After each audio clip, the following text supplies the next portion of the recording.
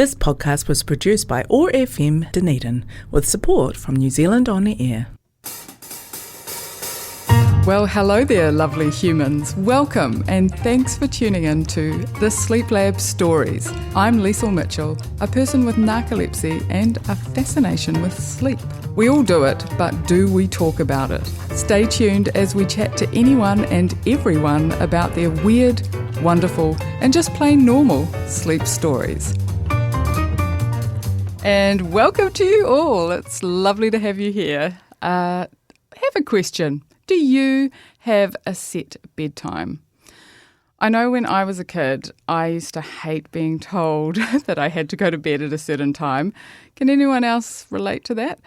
But as I've gotten older, I do feel the benefits of actually having a set time that I go to bed every night. And it not only helps me get to sleep, but it helps me wake up to my lovely alarm first thing in the morning as well.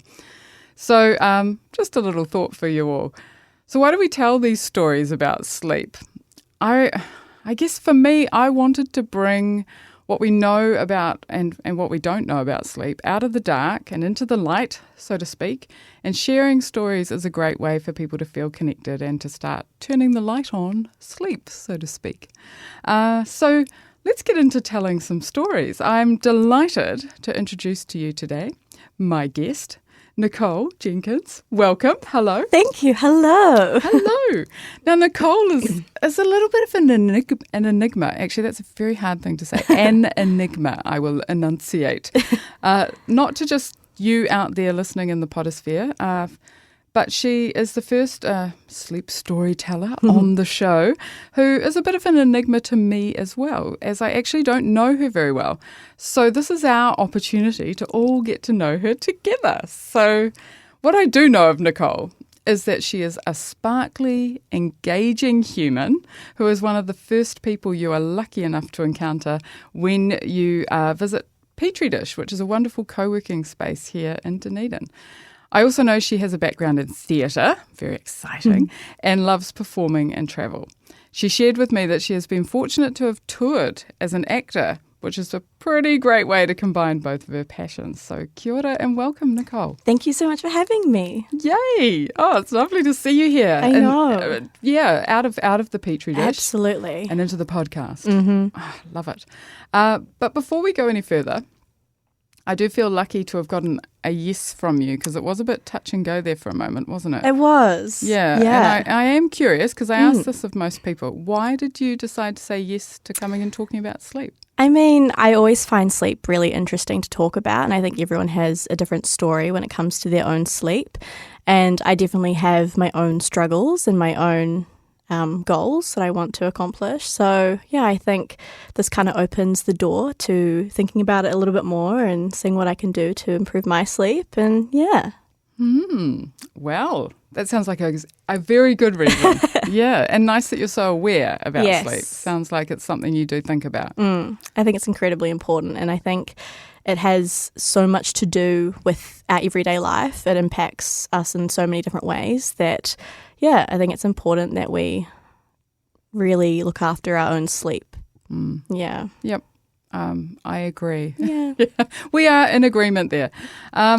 I was curious though, touring as an actor, that sounds cool. It actually sounds very glamorous. Yeah. Yes. So I was curious to know a little bit more about that, and I'm fascinated to know as well if touring around places affected your sleep at all. So just, a little bit about that. Yeah, surprisingly, it didn't affect me as much as I thought it would. And because we were constantly traveling like on the road, staying in a different place almost every single night, you would think that it would be quite disruptive. But for me personally, it was fine. I feel like I'm quite a sensitive sleeper anyway, so I was pleasantly surprised that I was okay.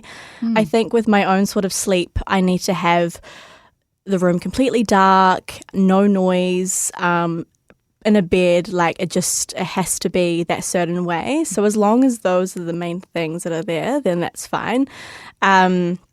But when I actually went traveling to Europe last year, and I cannot sleep on planes at all. And I did a top deck tour as well. So we were traveling on a coach, and everyone was so lucky because they get to just fall asleep on the coach between trips. Me, I was wide awake for the 7 hours going from place to place. So yeah, it's hard. I think as long as I've got like a good bed and no noise, I'm fine. But yeah, no, it's tricky. Oh, those are pretty reasonable things to request for Yeah. sleep. I think a bed, no noise, and dark. Those are pretty reasonable, I think. Yeah, Yeah. I think so. The coach does not sound ideal for any of those things. Definitely not. And I think even when I was traveling on the plane, I was really hoping that I could just get a few hours of sleep. But I remember when I was traveling on my first flight, I got absolutely no sleep. And I think it was 14 hours to Singapore. And then when I got to Singapore, I felt very out of it. I felt like the floor was kind of falling away from me, and I think it was a combination of the heat, but definitely because I hadn't really slept in a long time, and it was such a scary feeling because I felt really out of control. And then I think I got maybe 3 hours on the next flight, which I was pretty surprised. But yeah, it's definitely hard when you're traveling for sure, especially when you're flying. I think it really disrupts your body clock, and trying to learn how to kind of reset it again when you get to your destination. Yeah. When I got to London, I arrived at 6 a.m. So I needed to try and stay awake the whole day to try and align myself with where I was going. And luckily I was meeting a friend in Stone a few hours away. So I hadn't seen her in a couple of years. So it was nice to just sit down and chat with her. The time went by pretty quick, and then it was sleep time and I was okay. But definitely, yeah, it was a strange feeling, that in between kind of, out of it place. Yep. Yeah, it is a very strange feeling, isn't it? It really, I think, disrupts us a lot more than we even realise. Get to a different destination, and I don't know. I know in the past I've always just expected myself to kind of just adapt right away. Wondered why my body isn't feeling great. And I've definitely had that same feeling of the room's moving, or it's kind of not, things don't feel stable. Yeah. And it is. I think it's a time zone thing, and I think it's a sleep related thing. Yeah, for sure. Yeah. Oh, gosh. Well, I think a lot of people will be able to relate to that, because the jet lag and the changing time zones and sleeping on planes. What? They are not designed for comfort. No. Well, unless you're in the first class zone. Oh, maybe. yeah, I know. Which everyone always gets, if you're not travelling first class. I know I always have huge sleep envy as I walk through. Why? The dream. I know, it is the dream, isn't it? And I did mention bedtimes when I started the show. Yes. And I'm curious, did you have a bedtime when you were young? And if so, what was your feeling about bedtime? Oh, when I was young. I think I definitely did when I was a lot younger. I didn't really, it was more like my parents' rules. You need to go to bed at a certain time, but I definitely didn't listen. And I think I've always been I've been such a night owl my whole life. So I really struggle to go to sleep at an earlier time when I ideally want to. So even in the age that I am now, I still really struggle to go to sleep if I have a goal of 10 o'clock. I just can't help it. I end up doom scrolling and then get into bad habits. It's really bad, I know. But I've actually been trying to work on pulling my sleep back half an hour, and by leaving my phone and not actually touching it as much. So I've tried, reading more and winding down in different ways, but then I fall back into a bad habit because then I'm reading a really good book and then I don't want to put it down, and then before you know it, it's midnight. So yeah, it's something I'm trying to work on. Yeah, well, being a night owl, if you're someone that likes, or you just feel more awake in the evening, it's something about, you've got to follow that as well. But yeah, if you're wanting to get up early in the morning and you want a certain bedtime, it can be really difficult. Yeah. And that book can be very hard to put down. Oh, it absolutely can. Yeah. And I think as well, maybe because I finish work a little bit later, I finish at 6. So by the time I get home, I make dinner and wash up, clean up, and then it's almost bedtime. So I feel like I haven't really had any time to wind down. So I'm kind of like, maybe if I just spend an extra hour doing what I want to do, and then it just falls into that bad habit again. And then the goals of trying to get up early fall through the window. So yeah. It is hard, and goals like that can be very aspirational and not always. In fact, I was thinking about this morning when I was thinking bedtimes, and I was thinking, actually, as much as I resented my parents making me go to bed at a certain time, I'm not very good at making myself go to bed at a certain time. So it's quite useful having someone or some kind of like hard line, because it's quite challenging to do that for yourself. Yes. No, Unless you're someone that just is literally falling asleep on your feet. Like some people are like, right, I'm taking myself off to bed and it's 8:30. Mm-hmm. No, I'm so envious of people who can just go to sleep, they have a good schedule, and they can get up early in the morning to see the sunrise, or, you know, getting up and actually getting on with your day rather than just, it's okay, I'll sleep in for another half hour or so. But also, oh, well, yes. I think all these things are good to be aware of. Oh, yeah. And I guess there's no real sort of, there are, I guess, healthier ways to do our sleep, but it's also, I think, just doing your best is good enough. Yeah. Would you have any tips or any suggestions as to what I could work on maybe? For your... My better... Just bedtime? Or better? Yeah. Well, I think with a bedtime, I'm not that great at sticking to my own bedtime, and I know how important it is. I think putting the phone away is golden. I think that is key. Yeah. A book will, also pose a problem if you get into it. Yes. And I'm not very good at putting a book down if I start it, before I'm sort of starting to feel sleepy, and then I end up wanting to read the whole book. So I think it's probably just picking things in the evening that aren't going to be too sort of like, I guess, engaging, and are more about either having a limit on them for some, like something, not your phone. Phone, even like watching some TV, which isn't ideal necessarily, but if you've got a program or something that is only 40 minutes long and it's got an end to it, that's helpful.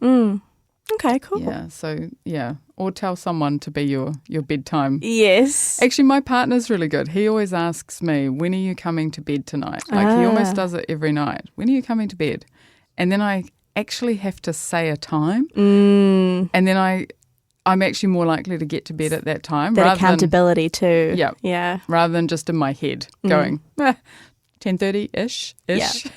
Whatever ish looks like. Yes. Yeah, so I think you're doing really well, putting the phone away. Yeah. Yeah, that's really good. I'm trying. You're doing Get in there.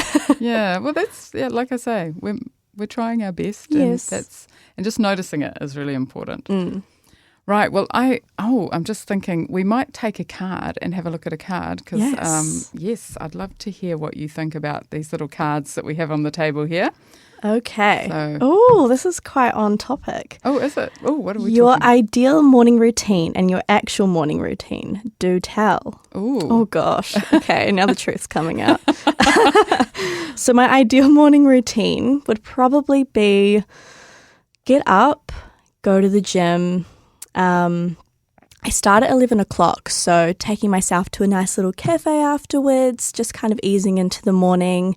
Even going for a walk would be really nice. I think that's kind of my rough ideal morning. What I'm currently doing is the complete opposite, is sleep in and then get up, get ready for work and go to work. And I think I've been really struggling with actually getting up, especially because winter has hit. And I'm really finding it hard to feel motivated to go to the gym, to actually get up and get out of bed. I think it's been a bit of a struggle the last month or so, because I used to be quite onto it with going to the gym and actually getting out and doing things in the morning, even seeing some friends. Like, I think that's also something I would love to incorporate more into my mornings rather than just evenings. But yeah, I think that has been a little bit of a struggle recently, and the weather does not help. Yeah, the dark and the cold keeps you in bed, doesn't it? Oh, yes. Yeah, it is hard getting up when the sun is not up. And with daylight saving, it does make it later for us at the moment in the mornings. And when you don't see the sun, it's, you're trying to get out of bed into the night is what it feels like. So it's understandable your body doesn't want to do that. Yeah, for sure. Yeah, I hear you. What a noble morning routine, though, that you have there as an ideal. I know. Does sound good. And Yeah.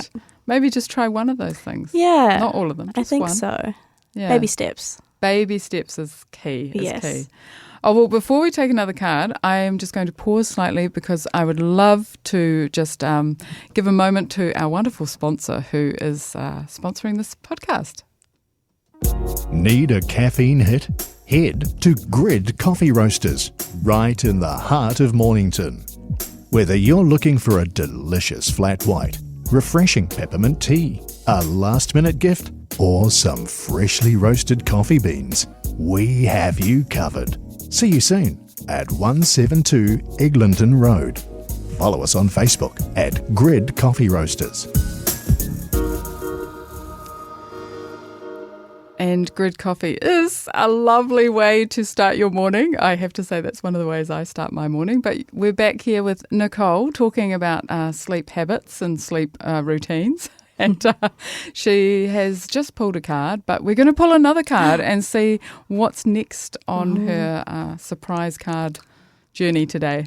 Oh, recurring dreams. Any thoughts or theories?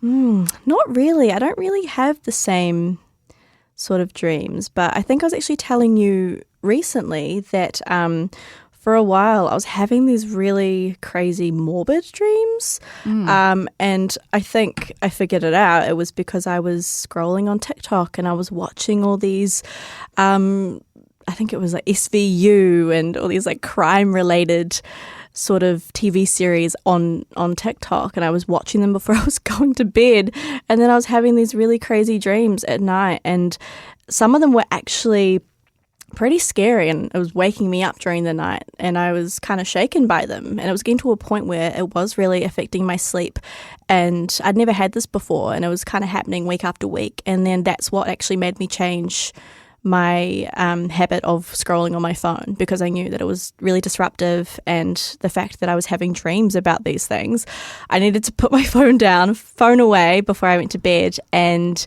yeah, I have noticed such a difference. I'm not having any of those crazy dreams anymore.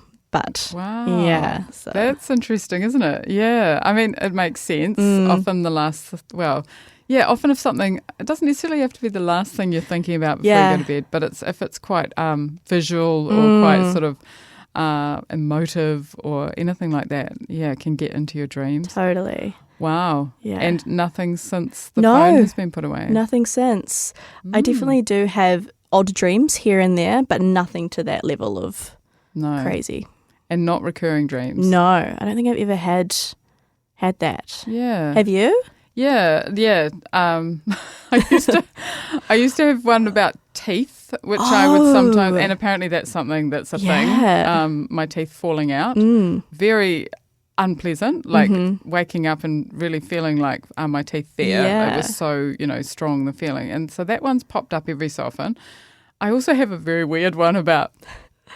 Okay, and people who know me, I've shared this with them before, but it's about flying, but it's not flying. It's me in an aeroplane. I'm very comfortable. We're going to taxi to take off. But then I look out the window and I realise that we're on a like motorway, and we're just driving along in this plane. And it always intrigues me because I'm like, what are the wings doing? Like, how are they clearing all of this? But it's fine. We're just trundling along on a road. And I'm like, we'll take off at some point, but it's just this massive taxi where you sort of have to drive hours. Yeah, it's wow, and it's quite comforting. Yeah, and it's quite fun. Yeah, and I have it frequently. Wow. I remember when I was younger, this was one of the dreams that has stuck with me over the years. I think I was in primary school, and I remember this dream. I was in my childhood home, and I think I was running away from something, and I remember jumping off like the deck, and I was flying, and I remember feeling that thrill of flying, and I've never obviously experienced it before, but it felt so real. Yeah, and it's stuck with me ever since. You've had a flying dream? I have. Wow, it was pretty cool. Yeah, I've never had a flying dream, and I used to want a flying dream. Yeah, but you can't magic those up. No. Oh, gosh, I just get a plane that drives. Doesn't take off. No, it doesn't take off. That's the closest I get. Oh, well, that's okay. I enjoy that dream. That dream can remain with me. Yeah. Well, I think we've got time for another card. Absolutely. I reckon we get amongst it. Okay. Love it. Can you remember a dream you've had? Oh, we're on the Well, dream front, aren't yeah. we? Okay. And you've just answered I have. that, really. Shall I pick another? I think pick another card. Oh, disappointing card order. Yes. What happens with the bed covers when you share a bed? Do you want to answer that one? Yeah, I can. Yeah, sure. Yeah. And I think it's like, just to be clear, that can be sharing a bed with a family member, with a Yeah. pet, with a partner, with a cushion, with anything really. But I know my partner and I actually have separate duvets, which has been a game changer. Mm-hmm. No sharing of the bed covers at all, because different temperature people, we both have different, and nobody's taking covers off the other person. And it just means we sleep a lot more sort of uninterrupted, I guess. Yeah, so it's the ideal for me. Yeah, I think when I've shared the bed with partners in the past, I think it's that constant kind of battle of fighting for the covers, and it can be quite disruptive when you're waking up in the middle of the night and you're like, oh, it's so cold. Why am I so cold? Oh, it's because the blankets cozy. are gone. Yeah. Look at them. Yes. But no, I've always been intrigued about the individual blankets and duvets. I think it makes sense. Yeah. Well, I think it's, a lot of people actually end up in separate beds just because it's oh my gosh, a separate bed. That sounds amazing. Yeah. I mean, it's just a sleep thing, really, that you will tend to sleep better when you don't sleep in the bed with someone else. Mm-hmm. Although some people do feel a lot more sort of soothed by knowing there's someone right there. So it can make some people feel a lot more comfortable. Yeah, that's true. But I think in general, just having someone in the bed with you, you're just aware. And I know my sleep is just that next level deeper. Yeah. I think when I am in a bed by myself. Mm-hmm. Yeah. But the separate bedding is definitely like a way to share a bed. Yes. And yet not share a bed. I think that's the trick. I think that's I love it. Yeah, I'm not going back. No, there'll be no going back. Well, I don't know. I reckon we could sneak one more. Yeah, I reckon we could. I'm pushing for a sneaky one more. What's the weirdest place you have ever fallen asleep? Well, like I've said, I'm pretty strict with my own sleeping. So I find it pretty hard to fall asleep in random spots. So I don't think I actually have a weird place that I've ever fallen asleep. So I might have to hand that one over to you. Oh, well, bed's a pretty weird place, I guess, in some ways. yeah. It's like this odd thing that we've constructed that's in a room all by itself. Yeah. Like bed. Look, I'm probably not, well, I am the person to ask that question too, but where to start? Yes. Like, I don't know. With narcolepsy, you do fall asleep anywhere. But what pops first into my head, that's what I'll go with. Okay.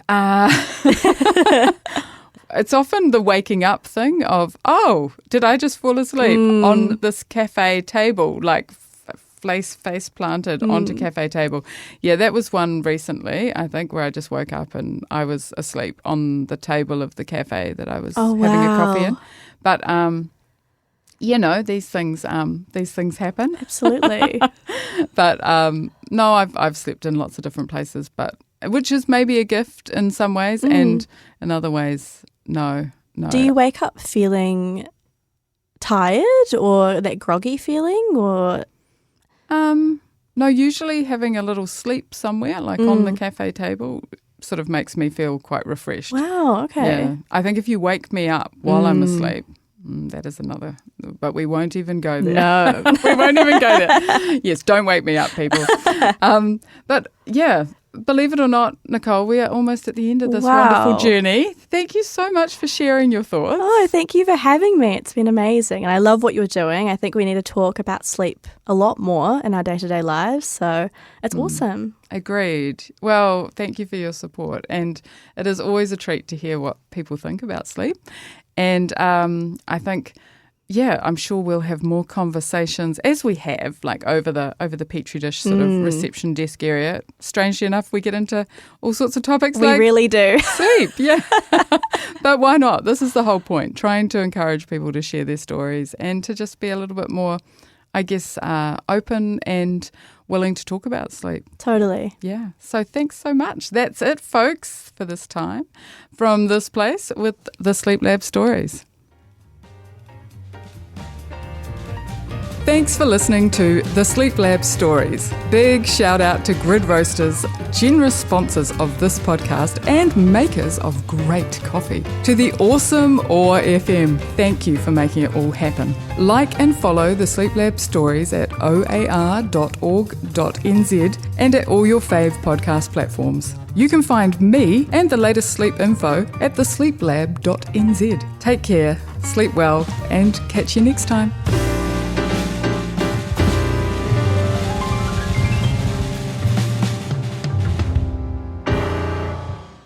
This podcast was produced by OAR FM Dunedin with support from New Zealand On the Air.